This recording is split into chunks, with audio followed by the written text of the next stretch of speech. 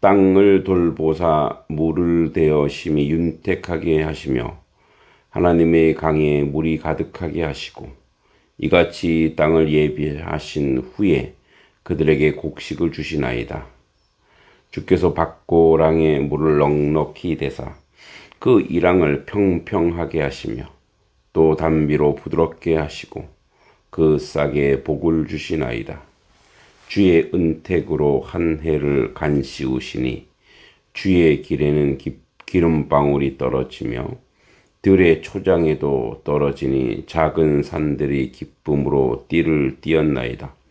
초장은 양떼로 옷 입었고 골짜기는 곡식으로 덮었으며 쓰매 그들이 다 즐거이 외치고 또 노래하나이다. 아멘. 이제 65편의 마지막 단락에 풍성한 결실을 베풀어 주시는 하나님을 찬송하게 있습니다. 이 저자가 다윗이라면 다윗은 목동이기도 하지만 아마도 농사의 경험도 있는 것처럼 상당히 구체적으로 디테일하게 묘사하고 있습니다. 그러니까 무한한 능력을 가지신 하나님께서 인간을 향해 어떻게 은혜를 베풀어 주셨는지 구체적으로 이야기합니다. 9절과 10절에 보면 땅을 돌보사 물을 대어 심히 윤택하게 하시며 하나님의 강에 물이 가득하게 하시고 이같이 땅을 예비하신 후에 그들에게 곡식을 주시나이다. 주께서 밭고랑에 물을 넉넉히 대사 그 이랑을 평평하게 하시며 또 담비로 부드럽게 하시고 그 싹에 복을 주시나이다. 즉 식물이 자라고 강에 물이 가득하게 되고 모든 사물이 풍성하게 자라날 수 있음을 온 우주 만물을 다스리시는 하나님의 크고 놀라운 은총이라고 표현합니다. 오늘날에는 농사를 짓기 위해 물을 끌어오는 것이 크게 어려운 일이 아닙니다만 고대 시대에는 농사를 지을 때 풍성한 결실을 얻기 위해 물을 제대로 공급하는 것은 아주 중요하면서도 어려운 일이었습니다. 치수가 특히 중동 지역에는 어렵기 때문에 그렇지 않았나 생각합니다. 그런데 하나님께서 밭고랑에 물을 넉넉히 대어주시고 이렇게 비를 내려서 물을 주시면 어려운 일이 아니었던 거죠. 하나님께서 밭고랑에 물을 넉넉히 대주시고 이런 일들을 통해서 땅의 곡식이 풍성하게 됨을 시편 기자는 표현하고 있습니다. 하나님께서 그 이랑을 평평하게 하시며 그 이랑 있고 고랑이 있죠. 밭고랑, 밭이랑. 그러니까 이렇게 올라선 걸 이랑, 고랑이라고 하죠. 그러니까 그 이랑을 평평하게 하시며 라는 표현처럼 이랑의 높낮이를 구분할 수 없을 만큼 충만한 물을 밭에 공급해 주시고 그러니까 이 물을 충분히 주신다는 거죠. 은혜와 자비를 공급해 주시기 때문에 아주 사소한 것에서부터 하나님을 느끼고 하나님의 섭리를 경험할 수 있는 영적 그런 민감성을 가진 사람은 하나님의 베풀어 주신 은혜에 늘 감격할 수 있다라는 거죠.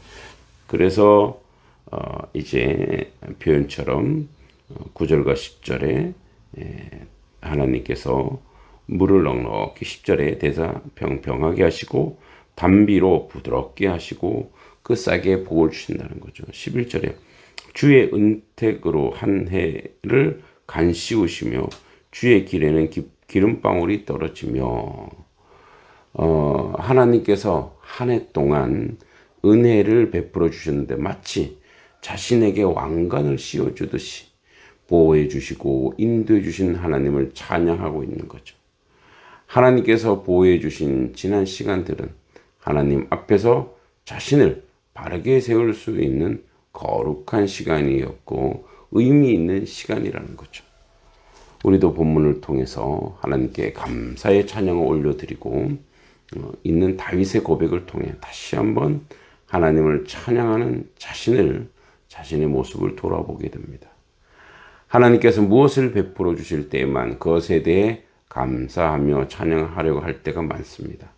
그러나 다윗이 그의 평생을 통해 하나님은 언제나 기도를 들으시고 가장 좋은 것으로 응답하시며 친히 나를 택하시고 하나님 곁에 세워주시는 분이심을 경험할 수 있는 어떤 상황에서도 하나님을 신뢰하며 감사할 수 있었던 것처럼 우리도 이 아침에 고요히 주님을 바라며 하나님을 느끼는 아주 친밀한 곳에서 하나님을 적극적으로 경험하는 시간이 되었으면 좋겠습니다.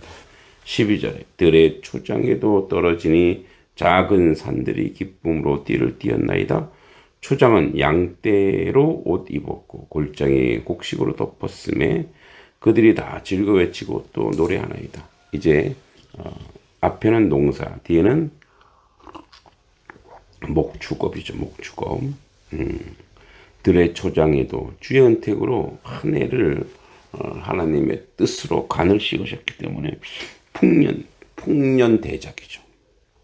그리고 그래서 기름방울이 고소한 기름방울이 떨어지듯이 얼마나 아주 적절한 표현인지 모르겠습니다. 들판에 오곡백과가 이루어지는 것을 기름방울이 떨어진 것처럼 하나님의 은택을 입었다는 거죠. 들의 초장에도 떨어졌어요. 작은 산 기쁨으로 띠를 띠었나이다. 그러니까 모든 자연 만물이 기쁨이라는 거죠.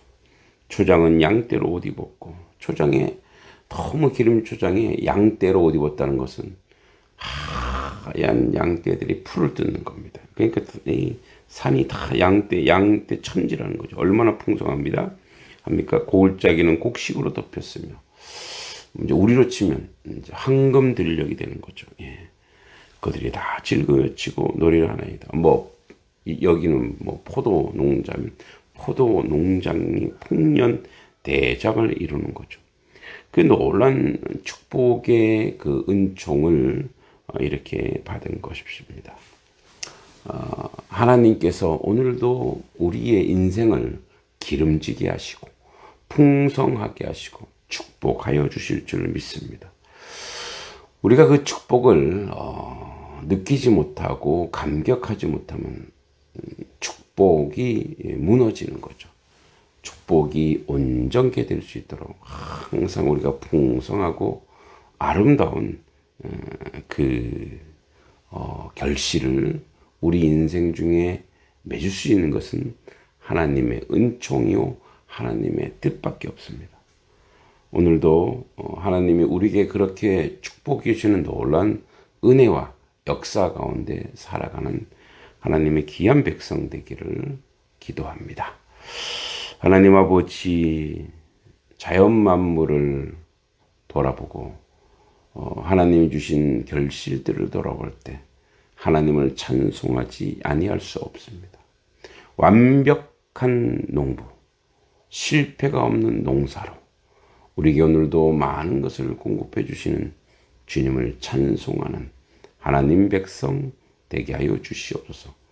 여호와를 찬양할 수밖에 없고 찬송할 수밖에 없는 우리의 삶의 모습이 하늘의 큰 복으로 가득 임하게 하옵소서. 예수님의 이름으로 간절히 기도하옵나이다. 아멘.